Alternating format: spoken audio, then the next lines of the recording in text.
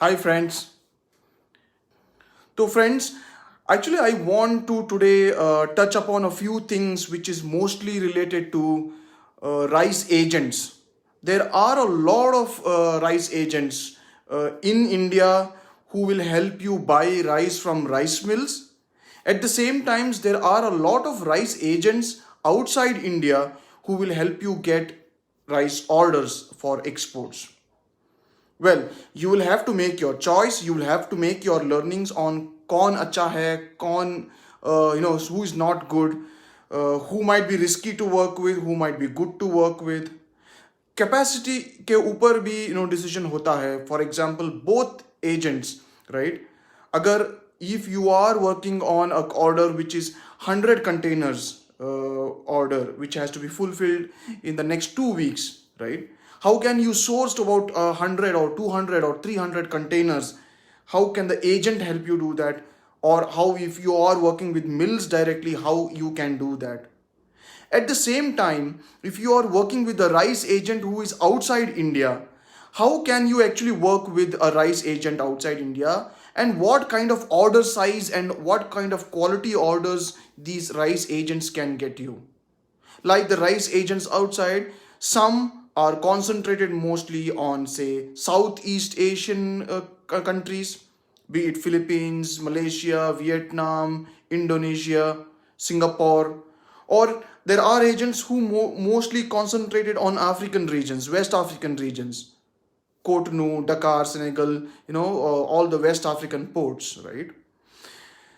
West African countries itself constitute a big volume of exports from India. 2 years back, it was roughly around 15,000 crores worth of rice that go to these West African regions. This time it is definitely more because, as you all know, that rice exports has tremendously increased, friends.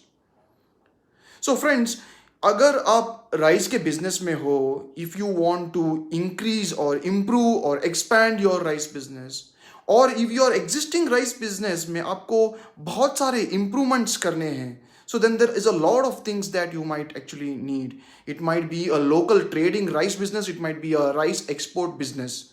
You will need rice prices, you will need mill contacts, you will need importer contacts, you will need ocean freights, you will need customs data. There's a lot of things that you will need help of, right? So we and I, on behalf of PWIP, my friends, this has been our main focus, and we are currently right now only for focusing on rice, right? So that we can add value to you.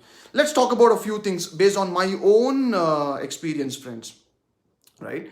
So rice agents, you name it, any region. It can be Raipur, Chhattisgarh, it can be Gondia in near Nagpur, it can be Varsa, Chandrapur region, it can be Bardwan in Kolkata, it can be Nellore in Andhra Pradesh, it can be Muktsar in Punjab, Karnal in Haryana. Every pocket of rice has rice agents there. A lot of rice agents have good capacity versus some agents who are smaller agents.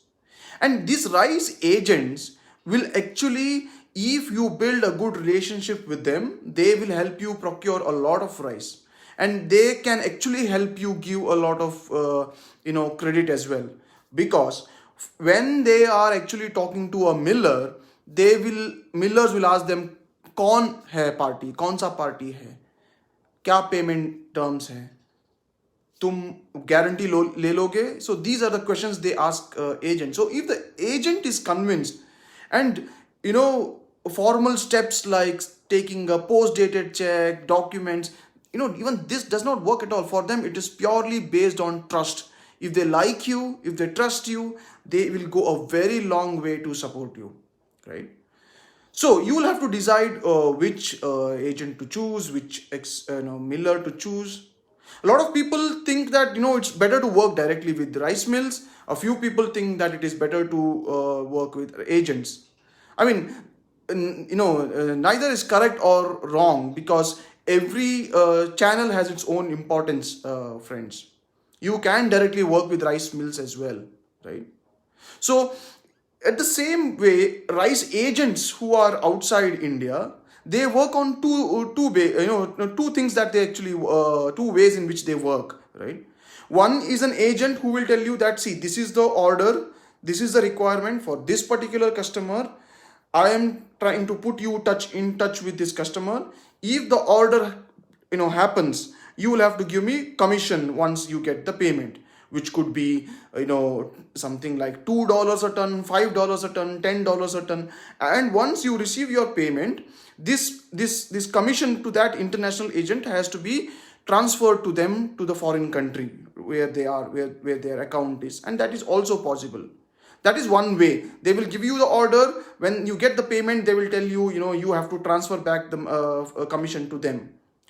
Second way of working is that they themselves will work as a kind of a trading company. So it can be a company based in Singapore buying for Vietnam. It can be a company based in Hong Kong buying for West Africa. It can be a company based in Paris buying for West Africa. It can be a company based in Dubai working for West Africa, right? So that time what they do, they will be your buyer. Your goods will go to West Africa itself, but they will be your buyer, meaning your payment will come, your advance or your payment will come from this particular buyer, and the documentation you will actually all coordinate with this particular buyer who is based in another country, right? So your export documents, your exporter will be your company, consignee will be that West African company, and the notify party will be this particular company which is in Hong Kong, Paris, Singapore or Dubai, which is doing the actual trading. So these two ways in which they work.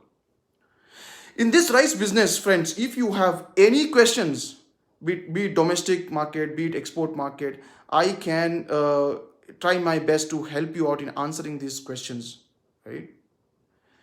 I would share my experience. When I was into the rice export business, when I started this business in 2016, I used to export 1-2 containers, sometimes 3-4 months there no orders at all. Then again 4th or 5th month again I get an order. I do 1 container exports. I do then 2 containers, 3 containers. And at that time it was such that for me, मैं सोचता था कि अगर 10 container महीने का मिल जाए तो बहुत है, बहुत बड़ा है, सो I used to be focusing on this. So I actually once reached to a level in somewhere in 2019 that I was doing about 10 containers. So that time I was only one person, then I had one more team member. So we were just 2 of us doing this, right? So I was doing my job and doing this. I was trying to hustle and try to, do this. Life is not easy, right, friends? You have to actually put your effort, and we get paid for what we work for, right? Or not what we think for. So I should do this hustling. I should do in the night. I should do documentations in the night. I used to send prices in the morning, then go to my job, then come back and then do, and things like that. At the same time, I noticed that, rice export business or rice business, it is not only about orders. You might get orders, then how do you fulfill? You need funds. You need to buy the rice, right? Then how can you increase from 10 containers? Because if 1 container is worth about 7 lakhs or 8 lakh rupees, my friends, 10 containers is worth about 80 lakh rupees, right? So do you have 80 lakh rupees with you, and that is how you do your exports? You pay 80 lakhs to the miller and then export and then take your money? No, not every time. A lot of big companies, it might be Cargill, Olam, ITC, are very reputed and old companies. They do have their own funding limits. They have their own finance limits and finance with them, where they can pay any supplier within 1 week, and 2 to 3 days to even 1 week, even on the same day also. But you and I, as a small exporter, how do we build this rice export business? It's not that easy, which means we will need some help. And who can help? It is the rice millers who can help you, and rice millers are the best. They are the ones who can actually help you. You just have to be honest. Even if your payments are late, even if your payments get into a kind of a risk, whatever happens, if you discuss with them, they are the first people who will actually help you, right? So, a very small experience. I was actually talking to you about rice agents. Then within India. I was actually talking to you about rice agents outside India. I was actually talking to you about how much containers I can do per month. How much I used to do, and I will add a little more to that. Before that, I will tell you one small event that happened with me in terms of exports in 2017, right? So in while doing this business, it was 2016, it was 2017, almost 2 years. I was continuously doing one containers, two containers, three containers, four containers. I was gradually increasing. Slowly, the rice millers, they got familiar with me. They started supporting me. And once I had done a shipment to Singapore in 2017, which was worth about 42 lakh rupees. And I had taken a ECGC insurance cover on this buyer because the payment terms was on credit to this buyer, and it was Singapore as a country. Normally, when we do exports to countries like, say, UAE, Singapore, US, Canada, any countries like UK, we are normally kind of comfortable doing thinking, because these countries come under A1 category. So, which means that you normally don't fear for your payment. You know that this country is a very good country, which means you have very good customers. But it's not the case, friends. Don't take anything for granted. Don't take anything by its face value. If you talk to ECGC team, they will tell you they do face a lot of payment default from a country like even US also. Meaning there are companies and people who want to cheat. They don't have a particular country or such. They are spread anywhere, right? So when I was doing this in 2017, 42 lakh worth of shipment to Singapore, the payment never came. A few payment came, and then the payments never came. And then the person always started getting absconded, right? So I faced it was clear that, the payment is not going to come, and the company is not existing anymore, right?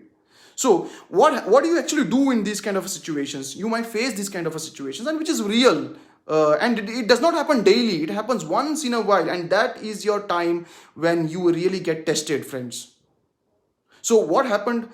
I did for because I had taken this a supply of rice from Gondia near Nagpur, and the first thing that I did, as I immediately took a flight to Gondia, I went to the rice mill and I told him that this is what has happened. I think that the payment will take another 1 or 2 months to come, but I have this insurance from ECGC, so I am actually, the money is safe. Just that it will take some time to come, because I have now started filing it. I'm talking with the ECGC team. It is a Government of India enterprise, and you know what? In 2 months, I actually got 90% of my money from ECGC. It was a fantastic service by ECGC. If you are maintaining your documents right, and if you can prove that this is particularly a case of default by a customer, it is not a quality issue, you will get paid if you have taken an ECGC cover on your shipments. Especially for credit, you should never do without an ECGC cover. Otherwise, some other payment terms like CAD, LC, that you are going to get paid, but still in that also, there are some loopholes. But in at least in credit, you have to be doubly sure. You have to do a background check on these buyers, and you have to take a ECGC cover. So what I'm trying to say, my friends, is that honesty is the best policy, as we know. Always face it and tell the truth, and then there are network of people who will definitely help you, like the rice millers, right? So that was one instance. And the other instance that I want to share, my friends, so I and my company, our team, we were exporting 2 to 3 containers, and then we kind of reached to about 10 containers a month, and that was a great time for us. I was feeling very happy that we are doing 10 containers a month. Wow, it's an amazing feeling. But there are two things that happened, good and bad, which I want to share. Is that Good and the bad thing first. The bad thing first. The bad thing is that in this B2B business, it is very difficult that if you think you are going to get continuous business, it is not true, because the B2B business does not have any kind of loyalty. So the importers have a lot of suppliers who are approaching them, supplying them, offering them, a lot of suppliers, so they can switch anytime because of the experience, because of the prices, because of the quality, because of the whole experience, and many factors like this. And then so if you, based on that, if you take some big decisions, you might be actually at a risk. So I would say, if your export business is new or if you actually increase to a lot of sales, just wait, just watch, keep doing your work. Don't take big decisions, because this is a B2B business. It has very less loyalty because the situations change, and it is normal, it is business. I'll tell you why.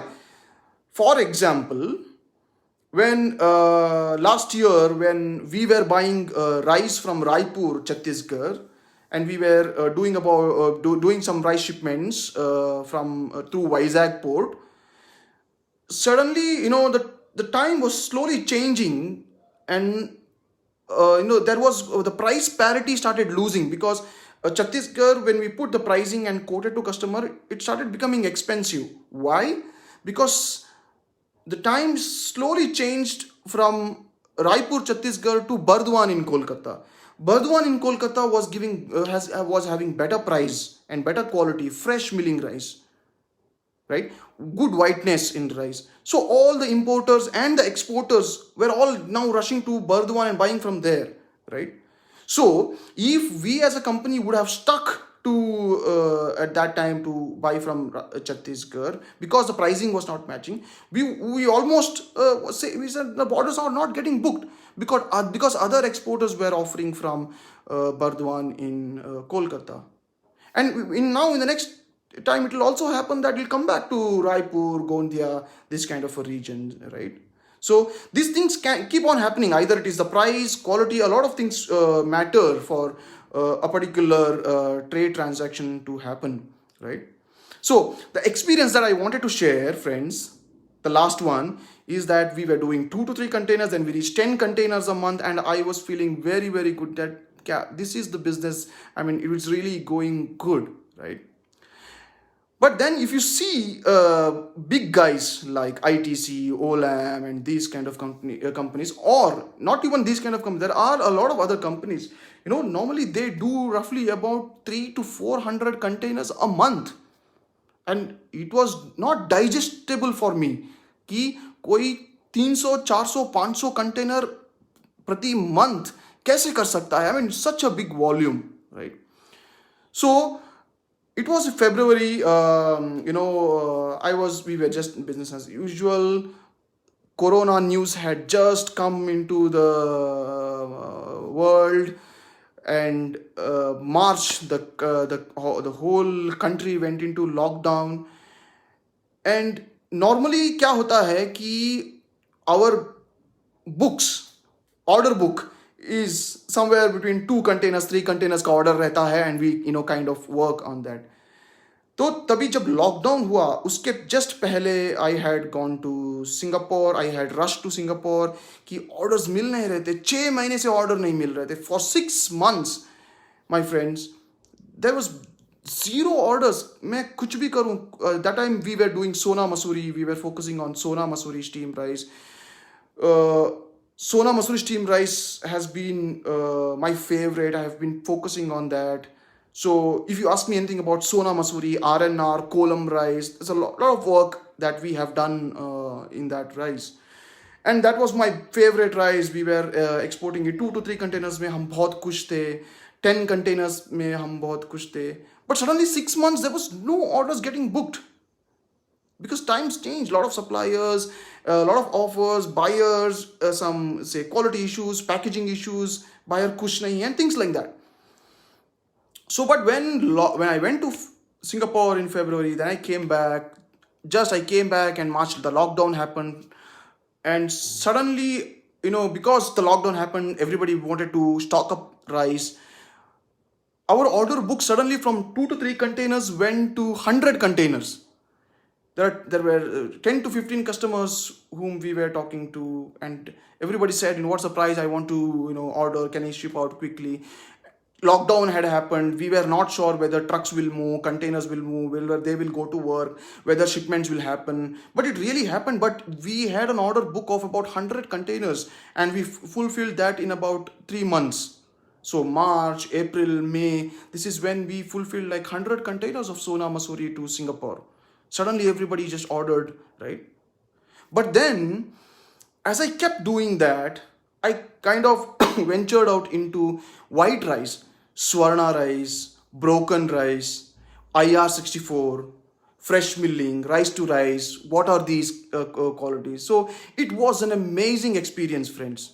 So in the last year, we shipped about 500 containers in the last 1 year. So that was our one of the biggest exports that we did. So we handled 500 containers even at the time of uncertainty. And then what I want to actually share, my friends, is that as you keep putting your efforts, your honest efforts, as you keep doing this business, you will feel that you will get so much opportunities, so much support, and then you could probably do a very big business, and people will actually come to really help you. In this time, I have had some buyers who even paid me 100% in advance, because these kind of payment terms are sometimes very risky. What if the exporter don't export at all by after taking the money, right? So were very happy. We were very lucky because lockdown situation were there. They said, okay, we need to help our exporter, to export. And they also sometimes some buyers, sometimes not always, but they do really help also. If they find that the people are genuine, the company is genuine, they are going to actually help you. So in the last 1 year, we did 500 containers exports, my friends. During this time, there was a lot to learn. How do millers work? How do agents work? What happens in the local transport to port? What happens at the port? How do we handle the port? Whether the goods from the truck will be directly shifted from a truck to directly a container, or will they unload first in the warehouse? Do the custom clearance and then do the stuffing. Whether insurance can be booked from prior, whether ocean freights are reliable when they are changing, whether vessels are reaching on time. If it says 7 days to reach Singapore, whether it is reaching in Singapore in 7 days. If it says 14 days to Pasir Gudang port in Malaysia, whether it goes in 14 days to Pasir Gudang, Malaysia. If it says 20 days transit time to Vietnam Ho Chi Minh port, whether it goes 20 days into Vietnam port. Can we buy from Burdwan? In Burdwan there is factory stuffing. In Gondia you can do factory stuffing. But if you're buying from Chhattisgarh and if you're sending to Vizag, that's not factory stuffing. So there is a lot of experience, doston. So I wanted to spend a little bit of time, my friends, to share my experience, to help you understand.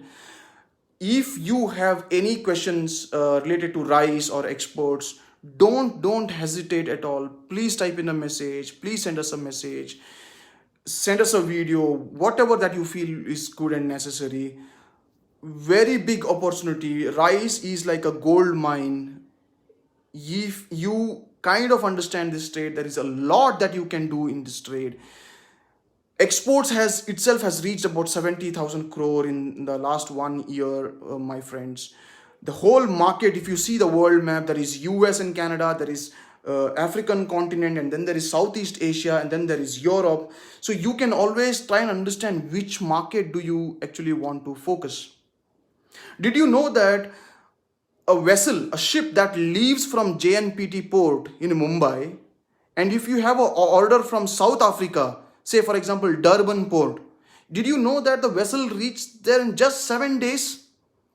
You know what, if there is a destination in which the vessel is reaching in just 7 days, it is a very good thing that you should focus on that particular country. You know why? Because all those payments which is on BL, Once you produce a BL, your buyer will immediately make the payment to you. You know why? Because he knows in the 7 days the vessel is going to reach to his port, and then he will pay you fast so that he can release the documents from you fast. In the same way, if you are exporting to a destination which is, say, 35 days or 40 days, then the buyer will not hurry to make the payments to you. He will take his time, right? Because even if he pays and even if he gets documents released, the vessel is not going to anywhere reach him in the next 5 days or 10 days. It is going to take 35 to 40 days, right? So these are the things, my friends. Please work on your rice business. Please increase your product knowledge. Please increase your export knowledge. Any question that you might have. Sorry if we are not able to reply you on time, but I would like to inspire and support all of you to become a rice exporter. Please talk to us. We can actually help you with ready orders, also costing, documentation, hand-to-hand support of how you should start the process, payment assurity. There's a lot of things that we can help you, right? If we at PWIP can help a lot of new exporters to become exporters, a lot of exporters who have started, then we can help you scale up.